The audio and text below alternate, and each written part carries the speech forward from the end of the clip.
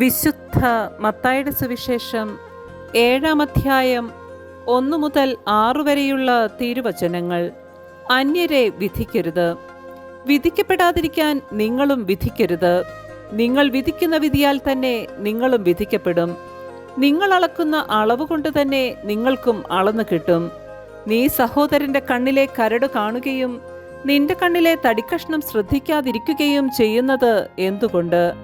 അഥവാ നിന്റെ കണ്ണിൽ തടിക്കഷ്ണമിരിക്കെ സഹോദരനോട് ഞാൻ നിന്റെ കണ്ണിൽ നിന്ന് കരടെടുത്ത് കളയട്ടെ എന്ന് എങ്ങനെ പറയും? കപടനാട്യക്കാരാ, ആദ്യം സ്വന്തം കണ്ണിൽ നിന്ന് തടിക്കഷ്ണം എടുത്തു മാറ്റുക. അപ്പോൾ സഹോദരന്റെ കണ്ണിലെ കരടെടുത്ത് കളയുവാൻ നിനക്ക് കാഴ്ച തെളിയും. വിശുദ്ധമായത് നായ്ക്കൾക്ക് കൊടുക്കരുത്, നിങ്ങളുടെ മുത്തുകൾ പന്നികൾക്ക് ഇട്ടുകൊടുക്കരുത്. അവ അത് ചവിട്ടി നശിപ്പിക്കുകയും തിരിഞ്ഞു നിങ്ങളെ ആക്രമിക്കുകയും ചെയ്തേക്കാം.